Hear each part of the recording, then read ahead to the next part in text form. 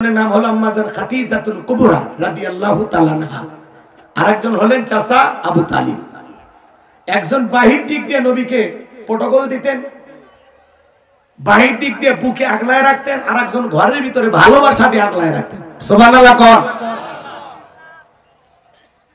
এই দুইজন প্রিয় মানুষ মাত্র 3 দিনের ব্যবধানে মারা গেছে। তাহলে নবীর মনের কষ্ট কম না বেশি?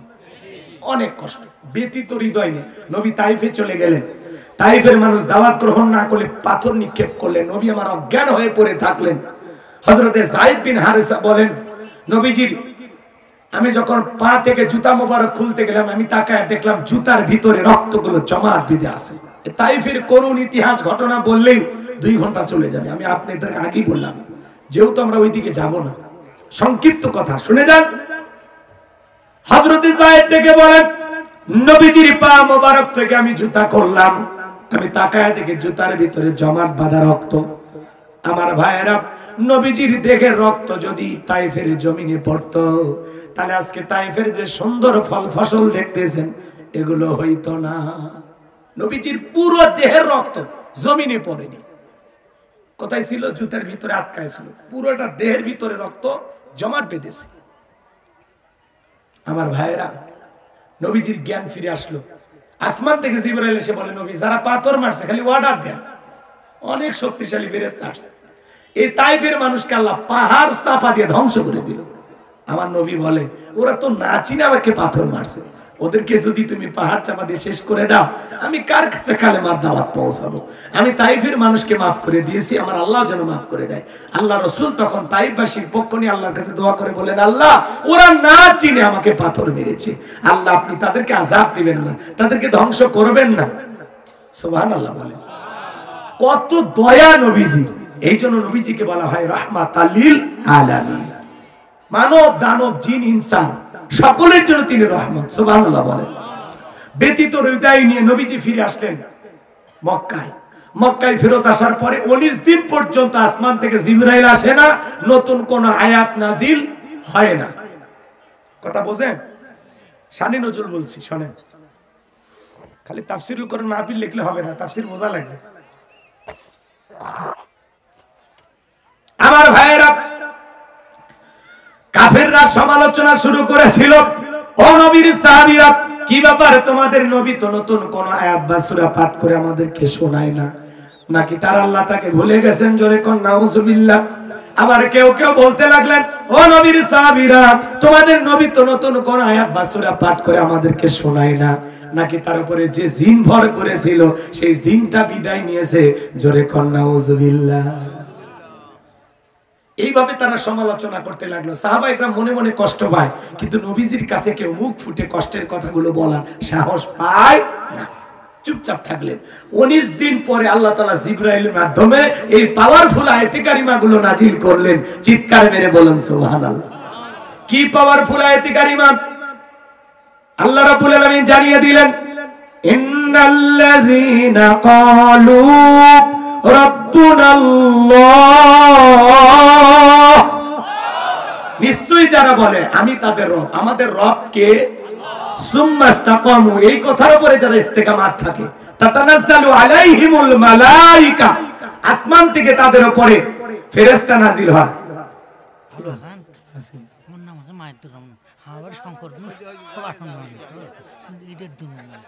আপনি কি মুসলমান? না না, আমার নাম আছে মাহিদুর রহমান।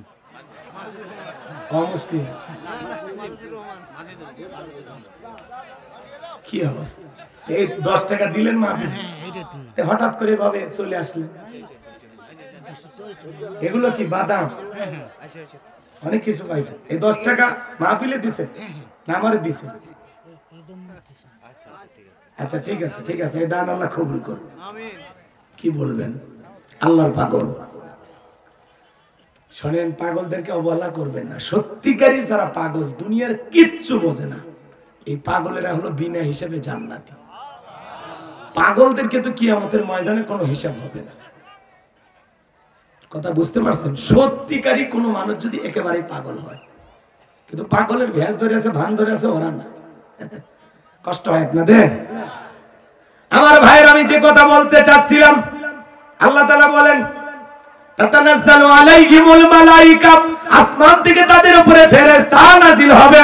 ফেরেশতা নাজিল হয় তিন সময়। কোন কোন সময় বলবো শুনেন। ফেরেশতা এসে বলে, আল্লাহ তাখাফু, ভয় পেও না, ওয়ালা তাহজানু, চিন্তা করো না, ওয়া আবশিরু বিল জান্নাতিল্লাতী কুনতুম তুআদুন। তোমাদের যে জান্নাতের প্রতিশ্রুতি দেওয়া হয়েছে, যে জান্নাতের ওয়াদা দেওয়া হয়েছে, সেই জান্নাত পেয়ে তোমরা আনন্দিত হও, সেই জান্নাত তোমরা গ্রহণ করো। চিৎকার মেরে বলুন সুবহানাল্লাহ। এটা হলো আয়াতের সরল অনুবাদ। শুনেন, আল্লাহ আয়াতের শুরুতে কি বললেন? ইন্নাল্লাযীনা ক্বালু রাব্বুনাল্লাহ, নিশ্চয় যারা বলে আমি তাদের রব। আমাদের রব কি? সুম্মাস্তাকামু সুম্মাস্তাকামু সুম্মাস্তাকামু। এই কথার উপরে যারা ইস্তেকামাত থাকে, দৃঢ় থাকে, মজবুত থাকে। আপনাদের এলাকায় রাস্তা আছে? এই রাস্তার দুই ধারে গাছ আছে?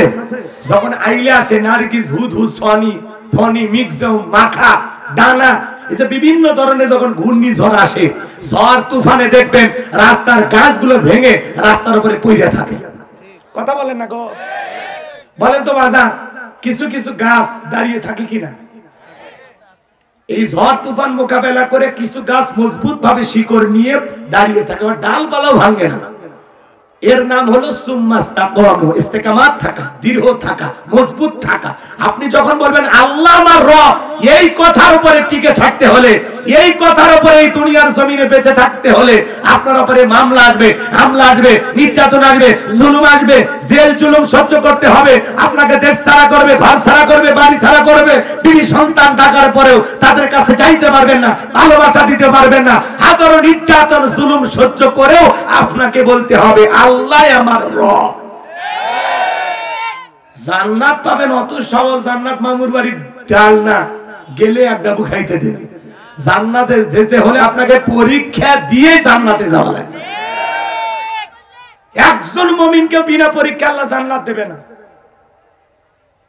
আল্লাহ বলেছেন মানুষেরা কি মনে করেছে ঈমান এনেছি কথা বললেই ছেড়ে দেওয়া হবে, তাদের পরীক্ষা করা হবে না। সূরা আনকাবুতের ভিতরে আছে না নাই? আল্লাহ বলেন অবশ্যই আমি পরীক্ষা করব, পরীক্ষা করে দেখব ঈমানের দাবিতে কারা সত্যবাদী আর কারা হলো মিথ্যাবাদী। কথা বলে ঠিক কি না? এজন্য আপনি যদি নিজেকে মুমিন দাবি করেন, আপনার জীবনে আপনাকে পরীক্ষা দিয়ে উত্তীর্ণ হয়েই জান্নাতে যেতে হবে।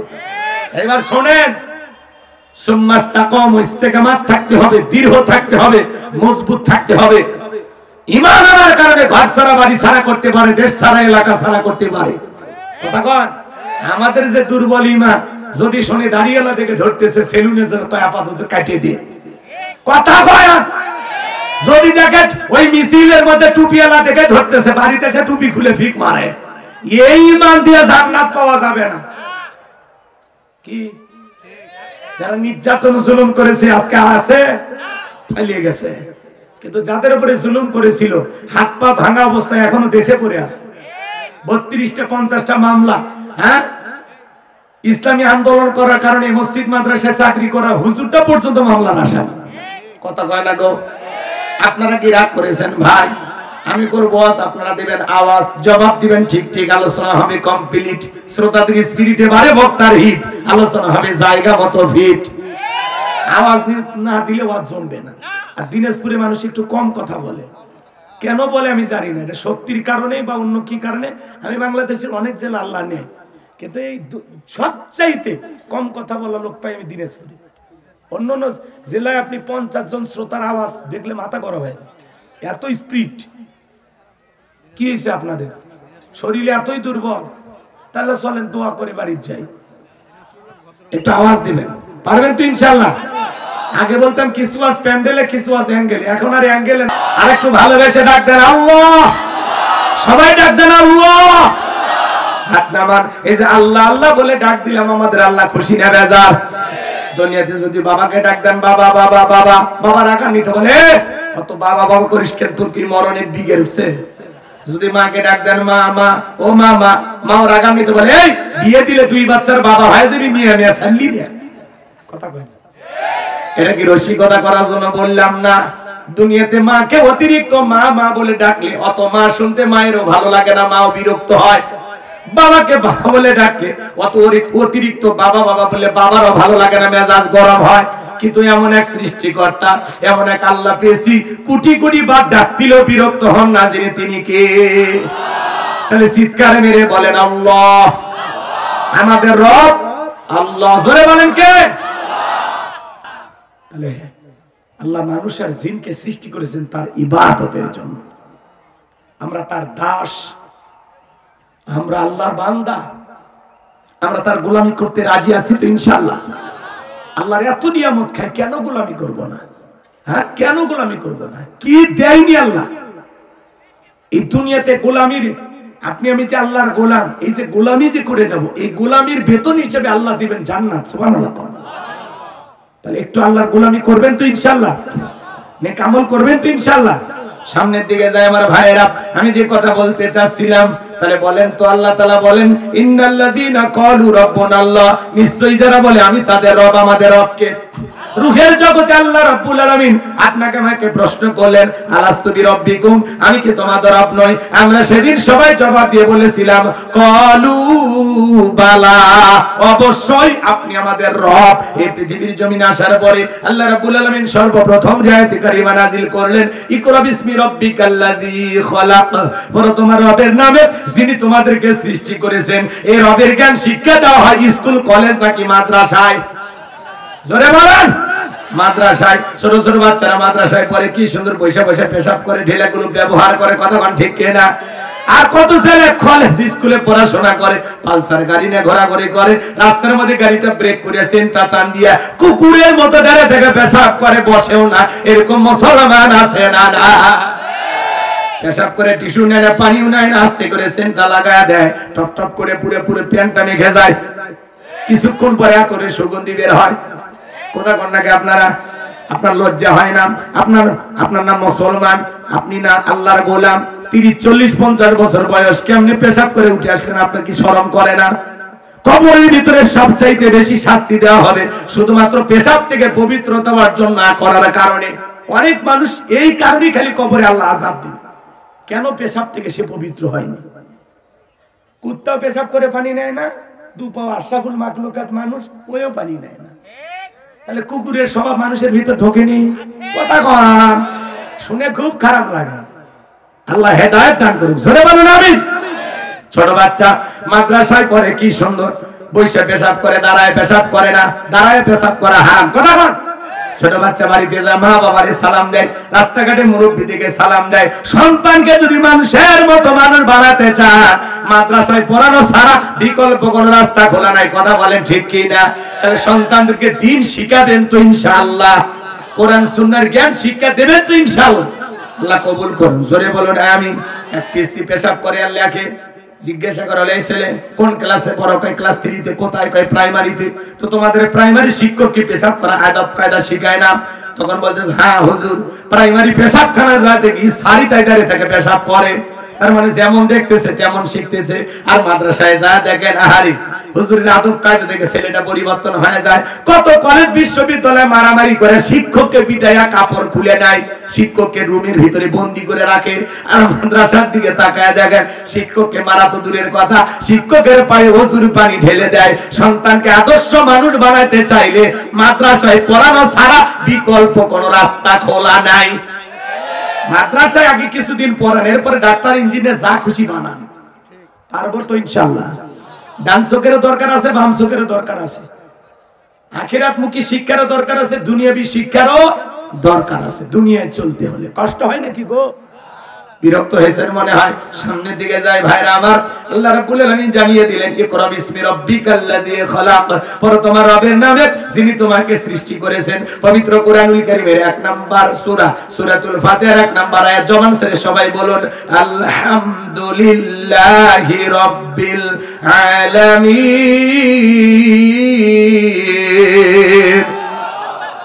এই যে মুরব্বি, এই যে চাচা, ও চাচা, 12:30 বাজছে।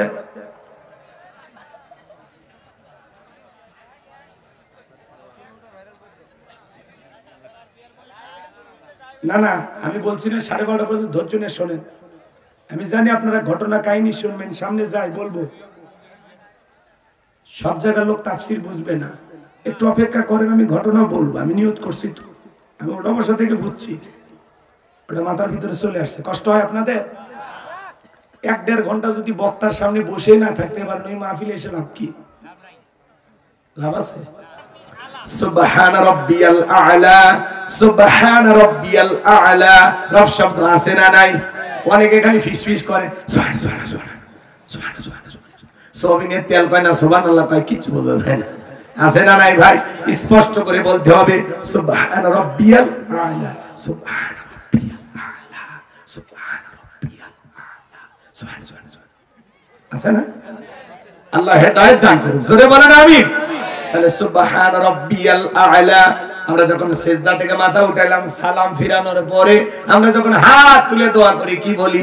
রব্বানা আতিনা ফিদ দুনিয়া হাসানাতাও ওয়া ফিল আখিরাতি হাসানাতাও ওয়া কিনা আযাবান নার। সূরা বাকারা 201 নম্বর আয়াত। আল্লাহর কাছে ডেকে বললাম, হে আমাদের রব, আমাদের দুনিয়ার কল্যাণ দান করো, আখিরাতের কল্যাণ দান করো, ওই কঠিন জাহান্নামের আগুন থেকে আমাদের মুক্তি দাও। তাহলে ইহকাল পরকালের যাবতীয় কল্যাণ দেওয়ার মালিক কে? জাহান্নামের আগুন থেকে বাঁচানোর মালিক কে?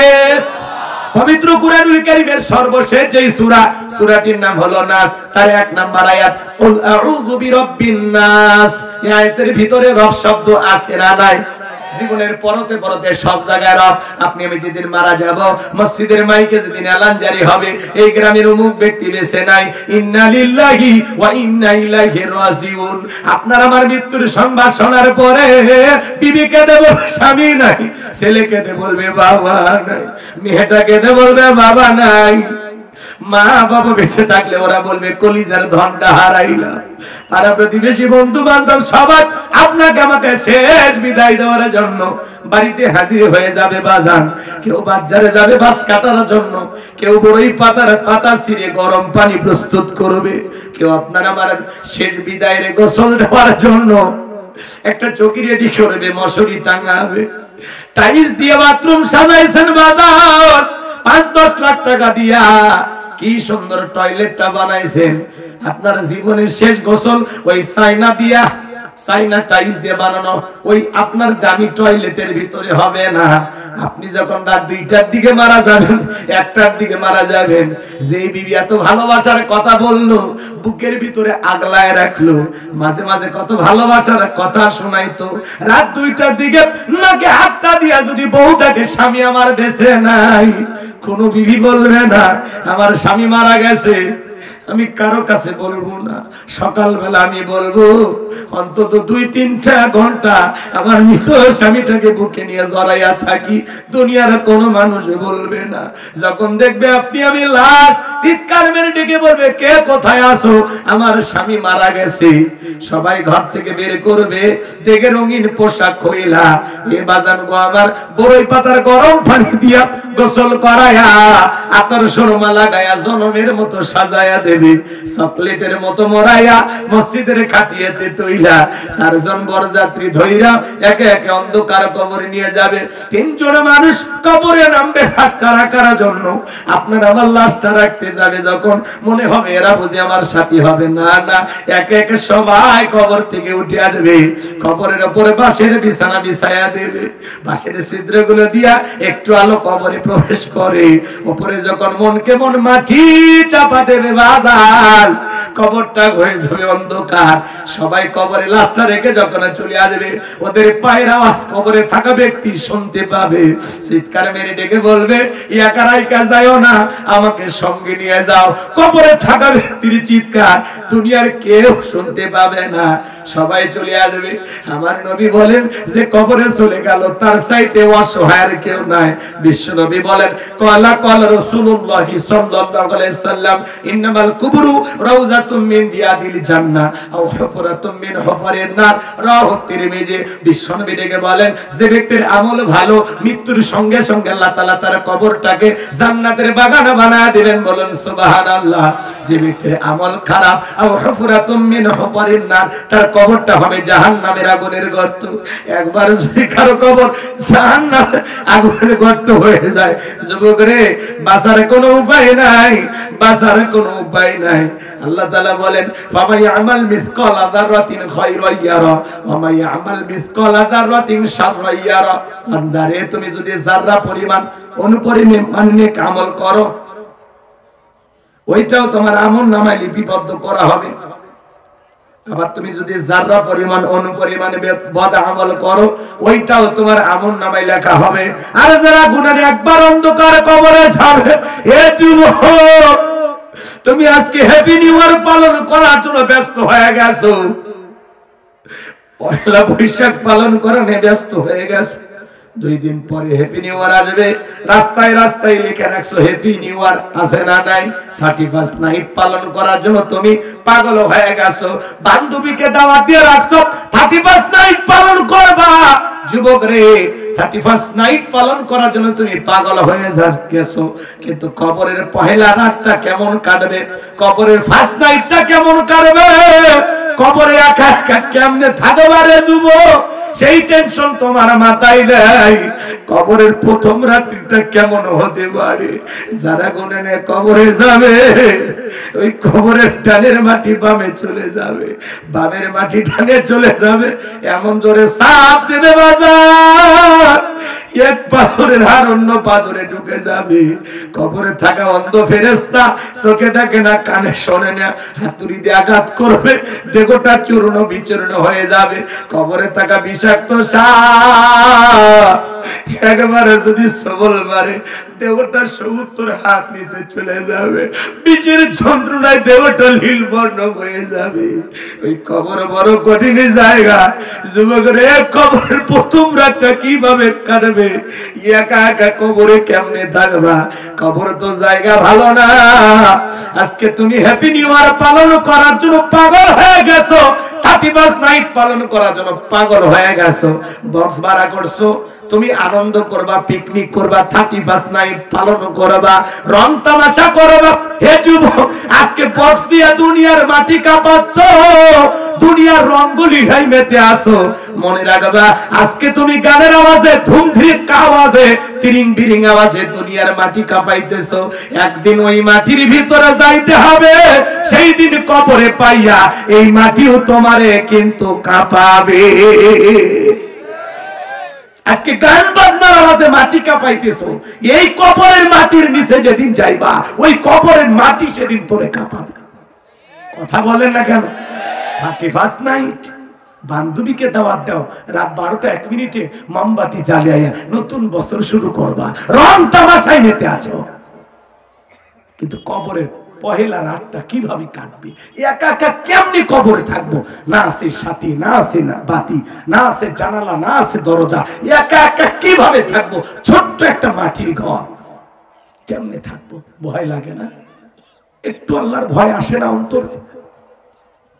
আগে মানুষ নতুন কবর দেখলে 5-7 দিন ভর করতো, আলো জ্বালায় রাখতো ভয়ে। আর এখন সকালে কবর দেয়, বিকেলে যায় তাস খেলে। সকালে কবর দেয়, মা বোনের সন্ধ্যেবেলায় আগে যায় পাতাই ছাড় দেয়, খড়ি কুড়াই, ভয় নাই, ভয় উঠে গেছে। কবরস্থান ওই পাশ দিয়ে হেঁটে যায় গান শুনতে শুনতে। কি সাহস, কি সাহস! কবরস্থান তার পাশ দিয়ে গান শুনতে শুনতে চলে যায়।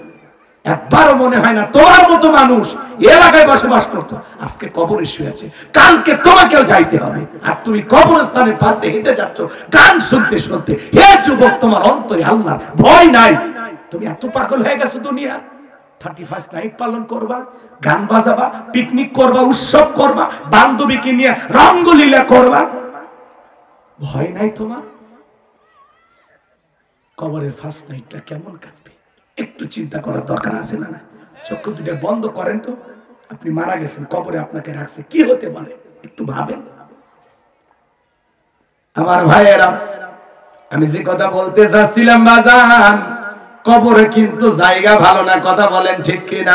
হযরত ওসমান রাদিয়াল্লাহু তাআলা জান্নাতের সার্টিফিকেট প্রাপ্ত সাহাবী, কবর থেকে অজরে চোখের পানি ছেড়ে দিয়া কান্না করতেন, মাঝে মাঝে এত কান্না করতেন অজ্ঞান হয়ে পড়ে থাকতেন।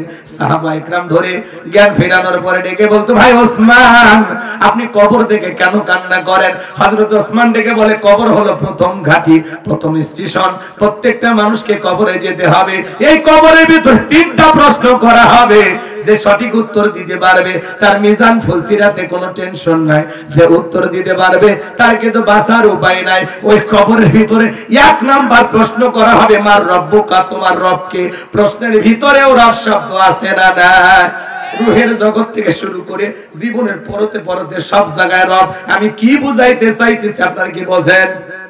কথা কয় না। কবরে এক নাম্বার প্রশ্ন, মার রব্বুকা, তোমার রবকে।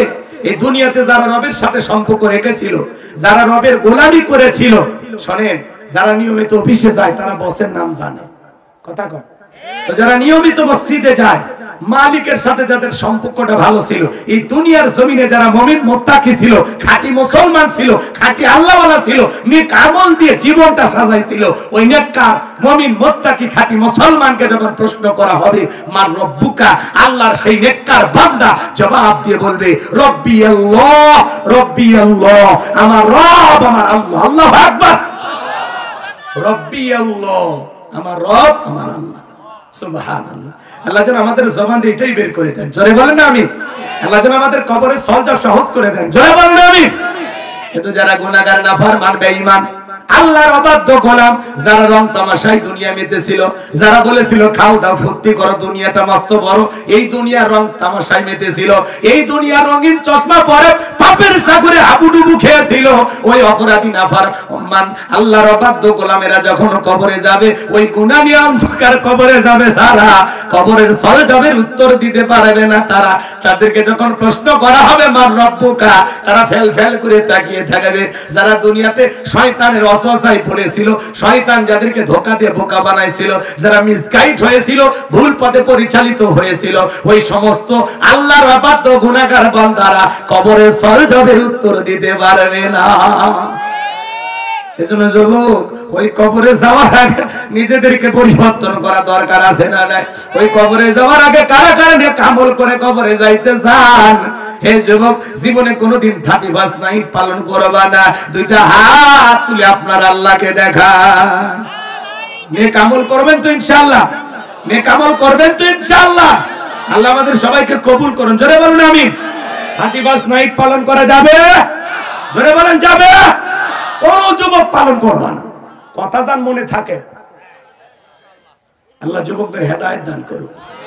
নতুন বছর শুরু হবে, তওবা করে ইস্তেগফার করে, পিকনিক করে না, গান বাজায় না, লাফালাফি করে না, নাচানাচি করে না। নতুন বছর শুরু হবে শুকরিয়া আদায় করে, নতুন বছর শুরু হবে 2 রাকাত নফল নামাজ দিয়ে, নতুন বছর শুরু হবে পূর্বে। শুধু নেতার দোষ দিয়ে লাভ নাই, আমাদেরও দোষ আছে। আমার এক নানি নির্বাচনের পরে 3 এলাকায় গেছি, বলে নাতিরে দোয়া করিস কেন? কই এক রাতে 4200 টাকা কামাই। আমি বললাম নানি কেমনে পাইলি? বলে জানিস না, যত মার্কার লোক ঢুকছে নির্বাচনের আগে রাত, যেটাকে বলা হয় কালো রাত, ভোট চুরি রাত, কথা বলছে, ওই রাত্রিতে যত মার্কার লোক ঢুকছে, নানি ভোট আছে? বলে আছে। 500 টাকা রেখা দে, 1000 টাকা রেখা দে, এই কথা বলে যত মানুষ ভোট চাইতে আসছে, কারো মনে ব্যথা দেই নাই। বয়স হয়ে গেছে, 2 দিন পর কবরে যাব, কার মনে কষ্ট দেব? কাউরে কিছু বলি নাই। পরের দিন সকালবেলা গুনে দেখি 4200 টাকা এক রাতে। যেই দেশের জনগণ, যেই দেশের জনগণ একটা ভোটকে বিক্রি করে 500 টাকা, 1000 টাকা, 1/2 কেজি জিলাপি, 1 প্যাকেট সিগারেটের কাছে, এমন জনগণ দিয়া দেশে ইসলাম কায়েম হবে না। দেশের জনগণ হবে যেমন, নেতাও হবে তেমন। যেদিন জনগণ 1 নাম্বার হবে, দেশের নেতাও হবে 1 নাম্বার।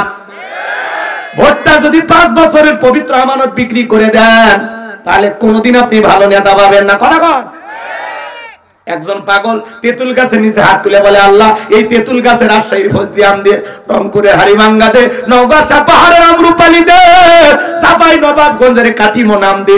আল্লাহ বলে, পাগল রে, চোখটা খুলে দেখ কোন গাছের নিচে ধোয়া ধরেছিস। তেঁতুল গাছের নিচে দাঁড়ায়া আম চাইলে কিয়ামত পর্যন্ত যেমন পাওয়া যাবে না, নির্বাচনের আগে ঘুষ খাইয়া ভোট দিয়া নেতাকে নির্বাচিত করে উমরের মতো নেতা চাইলেই দেশে পাওয়া যাবে না।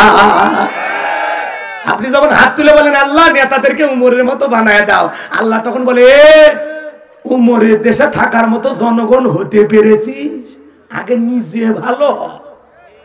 গাছের গোড়া ঠিক মাথা ঠিক, এই জনগণই পারে দেশকে পরিবর্তন করতে। কথা কম।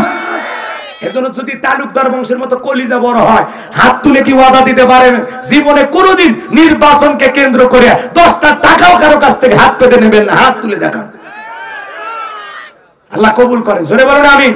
আমার ভোট আমি দেব, সৎ যোগ্য ভালো মানুষ দেখে দেব, ওই দুর্নীতিবাজদেরকে আর ভোট দেওয়া যাবে না। কথা কন। যারা দেশের টাকা বিদেশে পাচার করে, 11 লক্ষ কোটি টাকা বিদেশে পাচার করেছে, আজকে 5-10 কোটি টাকা দাঁড়িয়ে 5-10 কোটি টাকা দামের এমপি মন্ত্রী গাড়ি পরে আছে, কিন্তু চড়ার মতো নেতা নাই। বড় বড় কথা বলতো আছে।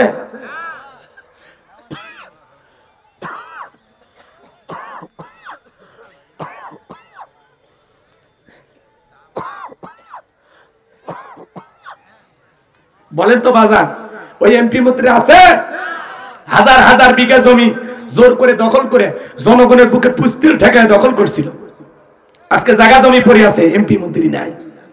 কথা কর। মন্ত্রীরা সব কোথায় গেল, এমপিরা সব কোথায় গেল, কোথায় কাদের কাকা, ওদের সারা দেশটা এখন লাগে ফাঁকা ফাঁকা। এ যুবকে বলবো চলবে?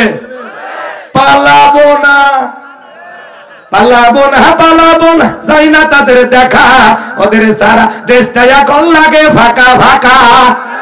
আইন মন্ত্রী আটকে গেল আইনেরই ফাঁকে, দাড়ি সারা দরবেশটারে ভণ্ড ভণ্ড লাগে।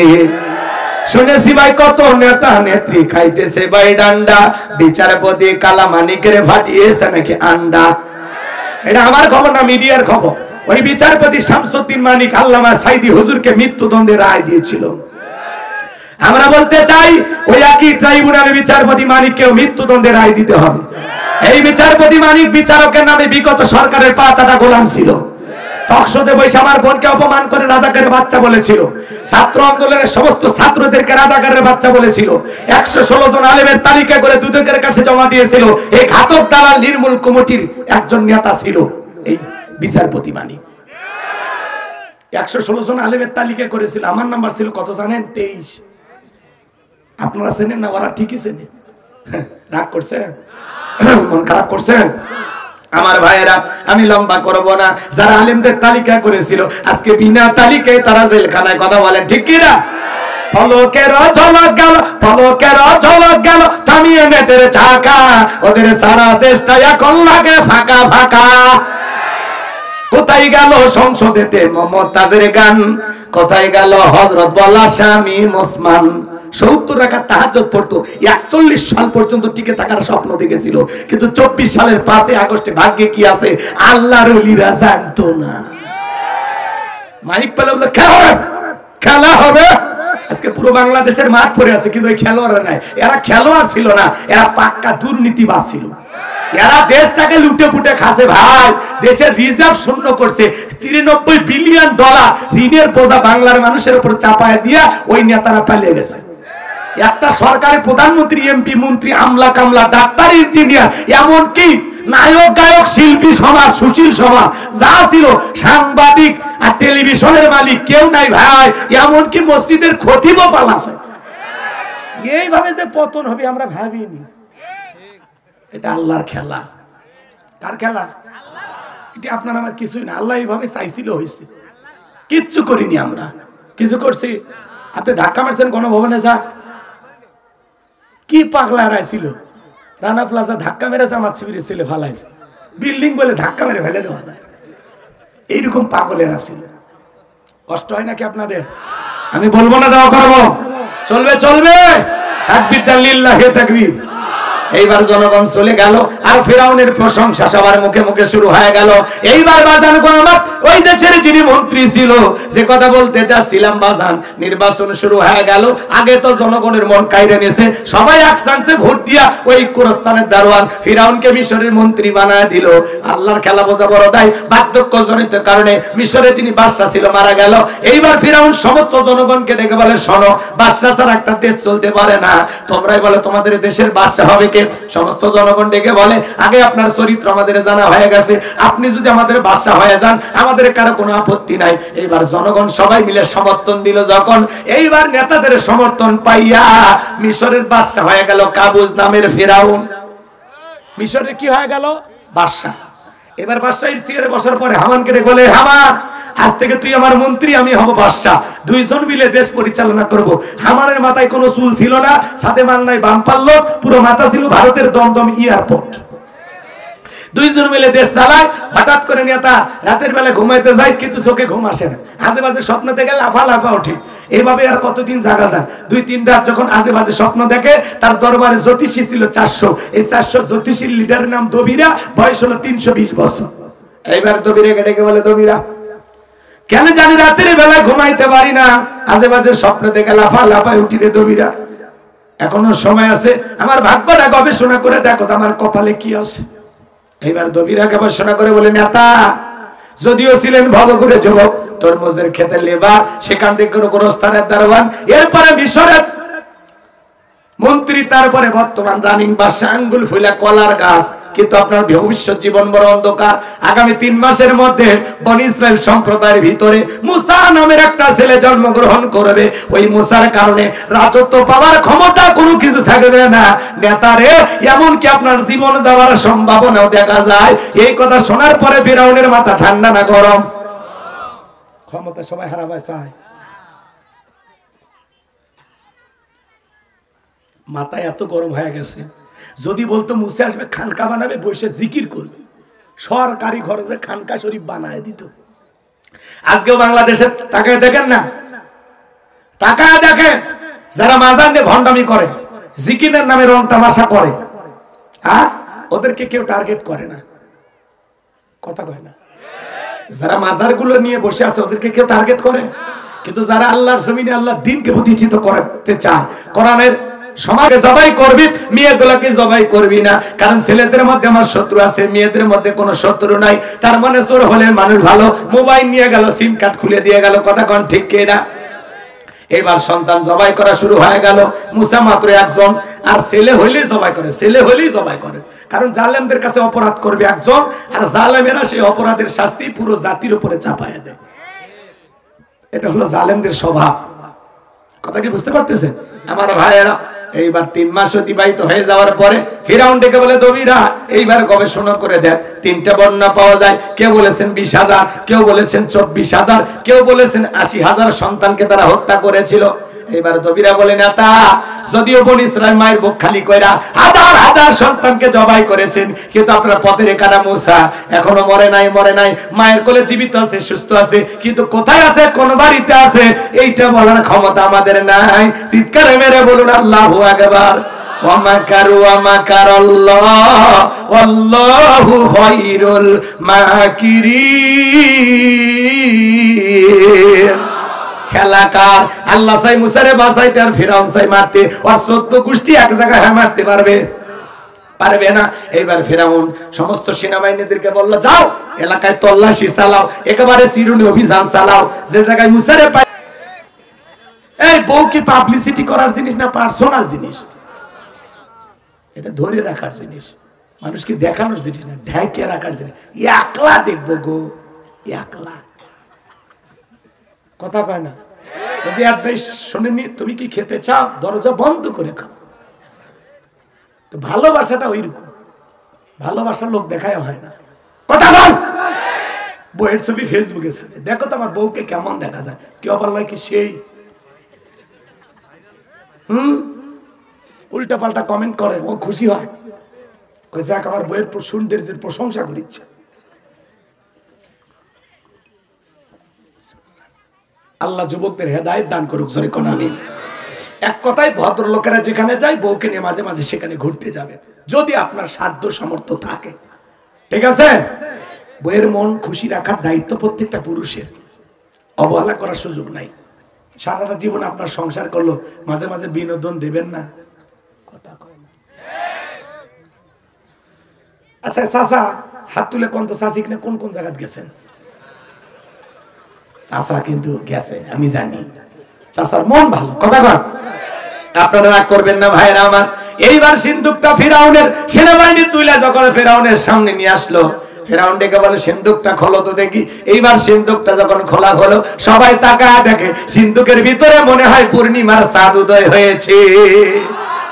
এইবার ভাইরা আমার দিল দিয়ে কথাগুলো বোঝার চেষ্টা করবেন। ফিরাউন ডেকে বলে তরবারি আন জবাই করি, এটা মুসা। আসিয়া বলে থামো, খালি মারা শিখছো, এতগুলো মারলে তাও শান্তি পাইলা না। স্বামী গো, এই ছেলেটাকে মারার আগে আমি তোমাকে একটা কথা বলতে চাই, তাকায় দেখো তো এইরকম সিন্দুক কি তোমার দেশে পাওয়া যায়? ফেরাউন কাঠটা নাই রে সারে বলে বিবি, আমি কেন, আমার বাপ দাদা 14 পুরুষও কোনোদিন এমন কাঠ দেখে নাই, সিন্দুক দেখে নাই। আসিয়া ডেকে বলে স্বামী, এটা ভিনদেশী কারো সন্তান ভাসতে ভাসতে আমার দেশে এসেছে, ছেলেটার চেহারা দেখে বড় মায়া লাগছে, এই ছেলেটাকে আমি মারতে দেব না, এই ছেলেটাকে আমাদের পালক পুত্র হিসাবে আমি লালন পালন করতে চাই, আমি যা বলবো তোমাকে তাই শুনতে হবে। মাঝে মাঝে অনেক কঠিন স্বামী বইয়ের কাছে দুর্বল হয়ে যায়, কথা বলে ঠিক কিনা?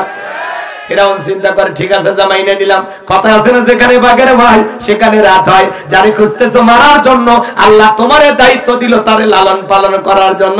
চিৎকারে মেরে বলেন আল্লাহু আকবার। আসিয়া বলে শুধু ছেলে দিলে হবে না, রাজ্যের মধ্যে ঢোল পিটা খবর দাও, ফিরাউনের ছেলে সন্তান যে দুধ পান করাবে মাসে মাসে বেতন দেওয়া লাগবে, বলে তাতেও রাজি। হাজার হাজার মহিলা লাইন দিয়েছে, নবী মুসারে কোলে নাই, স্তন খুলে মুখ লাগায় দেয়। আল্লাহ নবী মুসা আলাইহিস সালাম কোন মহিলার স্তনে দুধ পান করে না। চিৎকারে মেরে বলুন সুবহানাল্লাহ। সমস্ত নারীরা ব্যর্থ হয়ে চলে গেল। এইবার ওই যে মুসা নবীর বড় বোন, নাম তার মারিয়াম, ডেকে বলে রানী আসিয়া, এমন একটা ধাত্রীর খবর আমার কাছে আছে, ওই এই সন্তান অবশ্যই তার দুধ পান করবে। তাই নাকি? বলে হ্যাঁ। 2 জন লোক পাঠায় দেওয়া হলো, মুসা নবীর মাকে ফিরাউনের দরবারে নিয়ে আসা হলো। মুসা নবীর মা সন্তানকে কোলের মধ্যে নিয়ে স্তন খুলে যখন মুখ লাগায় দেয়, আল্লাহ নবী মুসা আলাইহিস সালাম মায়ের স্তনে দুধ খাওয়া শুরু করলো। বলুন সুবহানাল্লাহ। আসিয়া বলে আপনার বেতন ডাবল, থাকার কোয়ার্টারে ফিরে। নবী মুসার মা দেখে বলে সন্তানকে যদি দুধ পান করাতেন চান আপনার বাড়িতে নয়, সন্তান থাকবে আমার বাড়িতে, বলে আমি তাতেও রাজি। মাঝে মাঝে ছেলেটার একটু দেখায় নিয়ে যাবেন। ওরে না দেখলে আমার ভালো লাগে না, মায়ের চাইতে মাসির দরদ বেশি। কথা বলছেন নাই মনে হয়? এইবার ভাইরা আমার, মুসা নবীর মা পৃথিবীর প্রথম মা, যে মা তার আপন ছেলেকে দুধ পান করানোর বিনিময়ে মাসে মাসে বেতন পেয়েছিল। এটা পৃথিবীর প্রথম ইতিহাস। আল্লাহু আকবার বলেন না? লম্বা ইতিহাস। নবী মুসা আলাইহিস সালামকে দুধ পান করানো শেষ হয়ে গেল, চলাফেরা বয়সে উপনীত হয়েছে। আসিয়া একদিন মুসা নবীকে ফিরাউনের কাছে নিয়ে আসে, বলে ধরো ছেলেটারে কোলে নাও, মানুষ দেখলে মনে করবে ছেলে তোমার না, ধরো কোলে নাও। মাঝে মাঝে দেখবেন মা বোনেরা বিরক্ত হইলে সন্তানকে তার বাবার কোলে দিয়ে বলে ধরো তো সামলাও, কি যে ক্যাসেট আছে পেয়াপো ভেয়াপো ভাল লাগে না, বাপের মতো জ্বালায়া মারলু, বাপও খারাপ হয়েছে একটা, আমার পেট থেকে আর একটা খারাপ, বাবু হারামি, ছেলে হয়েছে ডবল হারামি। সন্তান যদি খারাপ হয় সব দোষ বাপের, বাপের কিচ্ছু ছাড়নি, বাপের মতোই শয়তান। আর যদি ভালো হয় কয় মা যে ভালো, যা সব ভালো তোদেরকে দিলাম, খারাপটা আমরাই নিলাম। কথা কয় না? রাগ করতেছেন মনে হয়? মন খারাপ করবে না ভাইরা আমার। এইবার ফিরাউনকে কোলের মধ্যে নিয়ে, কি সুন্দর চেহারা, কাপের হওয়ার পরে মায়া লাগছে, একটু সুমা খাবে। সুমা খাওয়ার নিয়ত যখন ঠোঁট ধরে বাড়াইতে যায়, নবী মুসা কষি হাত দিয়ে 12 মনোজনের একটা থাপ্পড় লাগাই দিয়েছে। ইয়া থাপ্পড় খায়া ফিরাউন চিৎকার মেরে উঠছে। আশেপাশে জনগণ দৌড়ে আসে, বলে নেতা এত চুরি চিৎকার মারলেন, ব্যাপার ডাকি, ছেলে যে থাপ্পড় মারছে জনগণকে বললে কি ইজ্জত থাকবে? তখন বলে আমার বাসা আমি চিল্লেছি, তোদের ডাকছি, চোখের সামনে থেকে সরে যা, যা। সবগুলোকে দাঁড়ায় দিয়া আসিয়া কে বলে আসিয়া রে, এই আসিয়া তাড়াতাড়ি করে আয়। আসিয়া আসিয়া বলে চিল্লাই, ফিরাউনের স্ত্রী আসিয়া দৌড়ে এসে বলে স্বামী কি হয়েছে? সারের মতো চিল্লাও কে? কয় চিল্লাবো না, এর চোখে মুখে যা আগুন দেখছি রে আসিয়া, এটা মুসাকে ছাড়া কেউ না, তরবারি দিয়ে জবাই করি, পথের শত্রুটা দূর করি। আসিয়া বলে ছেলে কি করছে? বলে ছেলে আমার গালে থাপ্পড় মারছে। আসিয়া বলে ঢং করা জায়গা পাও না, এই ছোট মানুষ কোনোদিন গাল থাপ্পড় মারতে পারে? ফিরাউন ডেকে বলে বিবি রে, তোরে কেমনে বুঝাবো, থাপ্পড় তো তোর গালে মারে নাই, গালটা ছিল আমার, মজা কি আমি টের পাইছি। এর থাপ্পড়ের ওজন বুঝা দেয়, এই ভবিষ্যতে মুসা হবে। মারহাবা ক। এখানে অনেক কথা আছে। নবী মুসার বয়স হয়ে গেছে 25 বছর, এত কথা বলার সুযোগ নাই। কিপ্তি আর বনি ইসরাইলের মধ্যে লাগছে ঝগড়া। মুসা আলাইহিস সালাম নিজের সম্প্রদায়ের লোকের পক্ষ নিয়ে বলে, এ কিপ্তি ফিরাউনের লোক, সব জায়গায় নেতার গরম দেখা দেখে না, কিছু কিছু পাতি নেতা কয় আমাকে চিনিস, আমাকে চিনিস, আমি মুখ নেতা, আপন খালাতো বোন, তার ছোট মেয়ে বিয়ে করেছি, কি হাইব্রিড পরিচয়। একদল পার্টি নেতা হারে গেছে, আবার কিছু পার্টি নেতা জাগ্রত হবার চায়। খবরদার, ইতিহাস থেকে শিক্ষা নেন, নরম হন, সবাই সমান। বেশি নেতাগিরি দেখাবার আসবেন না। কথা কন, ভালো মানুষ দরকার। কি দরকার? আপনি কোন দল করেন, কি পদ আছেন ওটা দেখার, কিসের গরম দেখেন আপনি? কিসের গরম দেখেন আপনি? যারা চাঁদা চাবে উল্টা পাল্টা করে ধরে বাঁধ দিবেন গাছের সাথে। বারবার রক্ত দিচ্ছি কি তামাশা করার জন্য নাকি? একজন নেতা যদি উল্টা পাল্টা পদক্ষেপ গ্রহণ করে, এলাকায় ত্রাস সৃষ্টি করে, ওয়াখায় ফেলে দিবেন, দিন সালাক মেরে ফেলে দিবেন। নিজের হাতে আইন তুলে নেওয়া ঠিক না, কিন্তু কিছু উশৃঙ্খলকে ওইরকম দেওয়া লাগবে। ভালো হয়ে যান, আমরা অনেক সহ্য করছি, আর চাই না। আমাদের ভালো মানুষ দরকার। আপনি যেই দলেরই হন, একটু ভদ্র হন, নম্র হন। পদের গরম দেখাবেন না, দলের গরম দেখাবেন না। দুনিয়াতে আপনি বেশি দিন বাঁচবেন না, আমিও বাঁচবো না। যাই চাঁদা চাবি, জায়গা জমি দখল করবি, পুকুর ঘাট বিভিন্ন কিছু দখল করবে চাচ্ছে, এলে প্রতিবাদ করবেন। কথা বল, না পারলে পুলিশকে ডাকবেন। পুলিশ যদি পদক্ষেপ না নেয়, নিজের কাজ নিজে করবেন। এগুলো বললে আবার ধরে নাকি? ধরি রাগ করছেন? মানে আমরা অনেক কষ্ট পাইছি ভাই, আর পেতে চাচ্ছি না। কথা কম, আমরা তো আর আয়ু বাচ্চা হইনি। আমি কষ্ট পেতে ভালোবাসি, তোমার কাছে ছুটি আসি না। কেউ কষ্ট পেতে চায় না। ওই শিল্পী আবেগের ঠেলে গান গেছি, আমি কষ্ট পেতে ভালোবাসি, তাই তোমার কাছে ছুটে আসি। ও আবেগের ঠেলায় গান গেছে, ও নিজেও চাই সুখে থাকতে, ও নিজেও চাই ভালো থাকতে। কথা কম, 16 বছর কষ্ট পেয়েছি, আর কষ্ট পেতে চাই না। সুখ চাই, শান্তি চাই, নিরাপত্তা চাই, সমাজের ভদ্র নেতা চাই। ভাল লাগে না? কথা ক্লিয়ার? হ্যাঁ, শোনেন, সামনে যাব।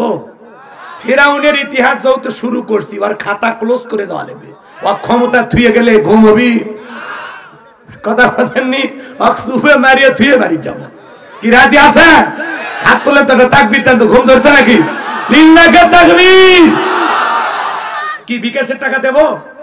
লাগবে না, আলহামদুলিল্লাহ। এবার চলেন যুবক, সামনের দিকে যুবকদের একটু মজা আছে, ওদেরকে একটু কিছু না দিলে ওরা মন খারাপ করবে। সামনের দিকে যায় আমার ভাইয়েরা, গভীর মনোযোগ দিয়ে কথাগুলো শুনবেন। যে কথা বলতে যাচ্ছিলাম, নবী মুসা আলাইহিস সালাম নিঃসম্প্রদায়ের লোকের পক্ষ নিয়ে কিপ্তিকে মারছে একটা ঘুষি। নবীর হাতের মার দুনিয়ার বার, ইয়া ঘুষি খায়া দুনিয়ার থেকে দিলেন।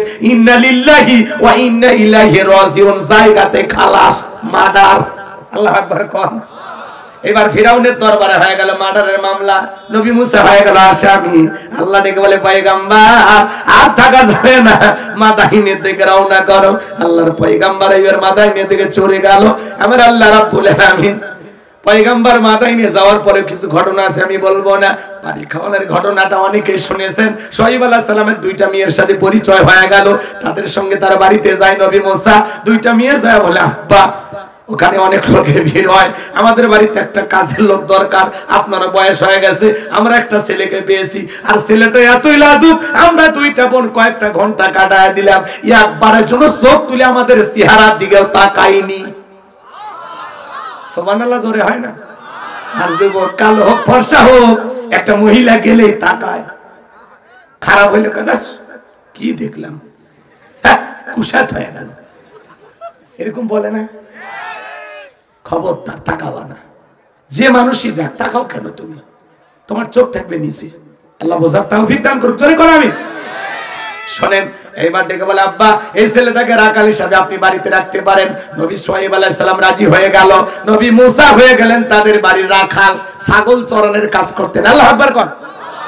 8 থেকে 10 বছর থাকলেন। আল্লাহ তাআলার পয়গম্বর শুআয়ব আলাইহিস সালাম নিজের বড় মেয়ে সফুরের সাথে বিয়েও দিলেন। শ্বশুর বাড়িতে থাকলেন, ঘর জামাই। সুবহানাল্লাহ। আল্লাহ ডেকে বলে, পয়গম্বর আর কতদিন শ্বশুর বাড়ি মধুরহারি, এইবার গাট্টি গুট্টি গোছাও, স্ত্রীকে সঙ্গে নাও, আবার মিশরের দিকে রওনা করো। আল্লাহর পয়গম্বর তাই করলেন। স্ত্রীকে সঙ্গে নিয়ে পয়গম্বর যখন তুর পর্বতে আসলেন, এখানে আরো কিছু ঘটনা আছে, বলার সুযোগ নাই। ডাইরেক্ট আয়াতে কারিমার মাধ্যমে আল্লাহ তাআলা তার পয়গম্বরকে সম্বোধন করে বললেন, ওয়ামা তিলকা বিয়ামিনিকা ইয়া মূসা।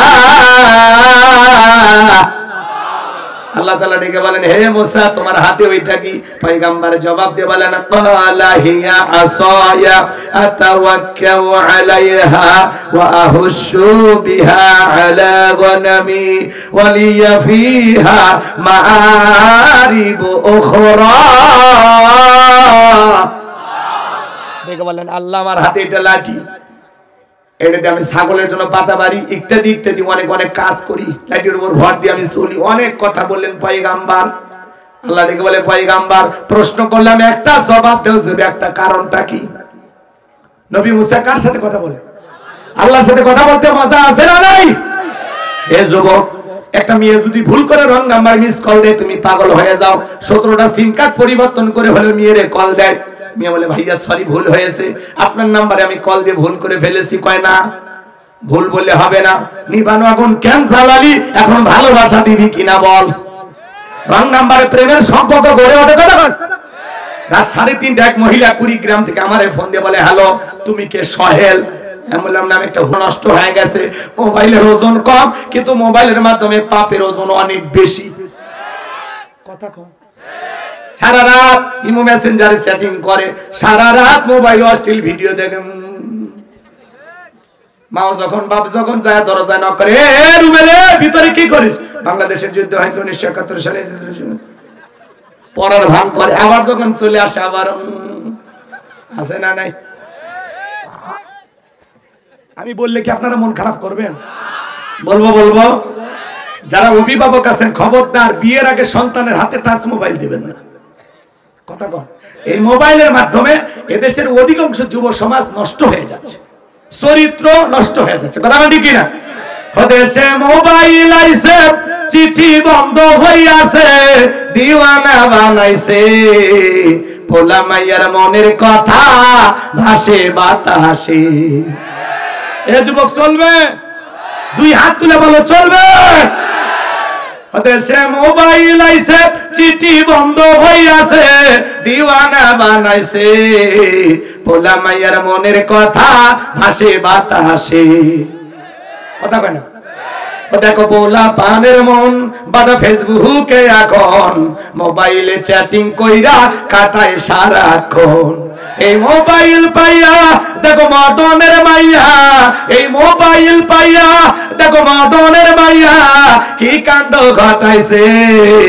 স্বামী সংসার রাইখা নাকি পালাইয়া গেছে, সে যে স্বামী সংসার রাইখা নাকি পালাইয়া গেছে।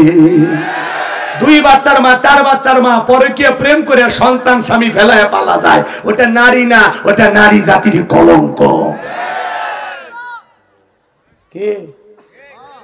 এই পাশানি ছলনাময়ী ধোকাবাজ, কেমনে পারলি একটা স্বামীর মন ভেঙে 2টা নিষ্পাপ বাচ্চা রেখে? কেমনে পারিস আর একটা পুরুষের ঘরের দরজা তালা বন্ধ, নিজের ঘরে তালা মাইরা আর একজনের দরজায় গেছে, ওটিও তালা বন্ধ। মানুষজন বলে, মা তোমার বাড়ি কই? বাড়ি আমার জামালপুর। তো তুমি দিনাজপুর। তখন বলতেছে, আপনাদের এই গ্রামের বল্টু আমাকে বিবাহের কথা বললে প্রলোভন দেখাই একাধিকবার, আমরা স্বামী স্ত্রীর মতো, আমি আর বলবো না। তো কি হয়েছে? বলে, আমি আগের স্বামীকে ডিভোর্স দিয়েছি, 2টা বাচ্চাকে ফেলায় আসছি, আমি এখন এর সাথে বিয়ে করব। কথা কন। ছেলে নাই তারা এলাকার মানুষ বলে, তুই কেমন মহিলা রে, স্বামী ফেলায় 2টা বাচ্চা ফেলে কেমনে আলি? কয় না, ওই স্বামীর চেয়ে ইনি আমাকে অনেক বেশি ভালোবাসে, অনেক ভালোবাসে, ওই জন্য তো আমি আসছি। ও যদি আমাকে বিয়ে না করে আমি আত্মহত্যা করে মরে যাবো। তুই মরে, তুই বাঁচতে আসছো কিশোর, তুই তো জামালপুর থেকে এই যমুনা নদী পার হওয়ার আগে তোর মরা উচিত ছিল। বেহায়া নারী, তুই রাত নারী জাতির কলঙ্ক, মা জাতির ইজ্জত ধ্বংস করলো এই কিছু অসভ্য বেহায়া নারী। নারীদের দাম আছে, মায়েদের মর্যাদা আছে। ও মা বোনেরা শুনে যাও, মা নিজেকে সস্তা বানায় না। একটা পুরুষ একটা ছেলে 2টা রোমান্টিক কথা বললো খবরদার নিজের ইজ্জতটা, নিজের দেহের সবচেয়ে দামি সম্পদটা কোন পুরুষের হাতে কবুল বলার আগে তুলে দিবি না। কথা কয় না গো মা, তোমাদের পা ধরি মা, তোমাদের অনেক দাম। তোমরা পর্দায় থাকো, প্যাকেটে থাকো, পর্দা করে দুনিয়ার জমিনে চলো, তোমাদের মর্যাদা আল্লাহ বাড়াবে। কভার পর্দা এটা নারীর সিকিউরিটি দেয়, নিরাপত্তা দেয়। অকরনা ফি বুয়ুতিকুন্না ওয়ালা তাবাররুজনা তাবাররুজাল জাহিলিয়াতিল উলা, নারীরা তোমরা ঘরের ভিতরে অবস্থান করো, খবরদার বেপরদায় চলাফেরা করো না। যদি বাইরে যাও ঢিলা ঢালা বোরকা পরো, হাত মোজা পা মোজা লাগাও, এরপরে যাও। কথা বল।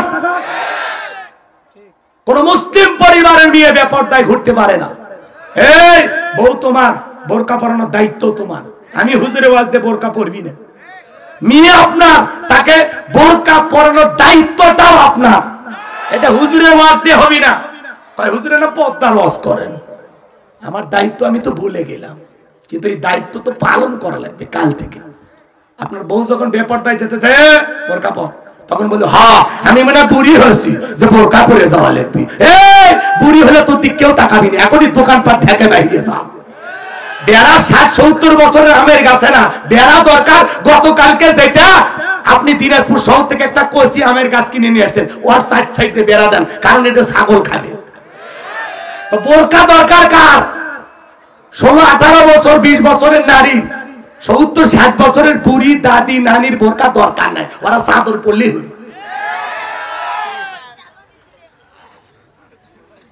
দাদি নানির গায়ে বোরকা, নাতনি আলগা।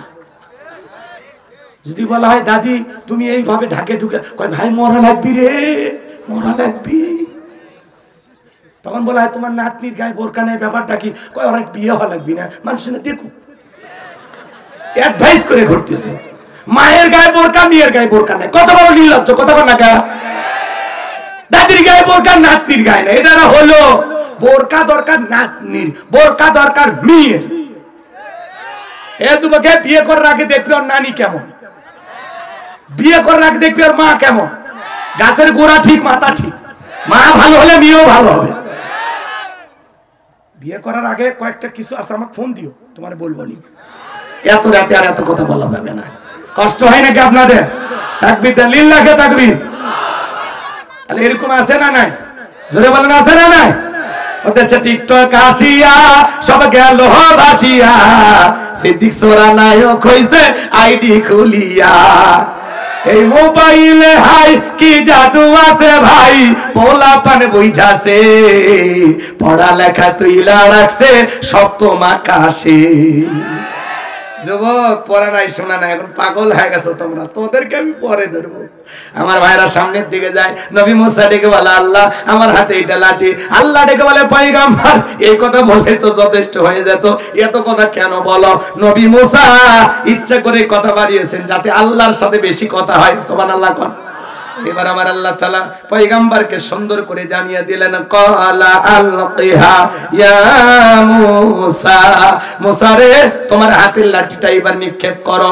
ফাআলকাহা ফাইযা হিয়া হাইয়াতুন তাসআ, লাঠিটা নিক্ষেপ করা মাত্র হয়ে গেল বিশাল বড় সাপ। মুসা নবী বলে বাপ রে বাপ, এই যে জাতের সাপ, আমার বংশ করে দিবে সাপ। এই কথা বলে পয়গম্বর ভয়ে জোরে দৌড় মারতে লাগলেন। আল্লাহ তাআলা তখন ডেকে বলেন, ক্বালা ওয়ালা তাখাফ সানুঈদুহা সিরাতাহাল উলা।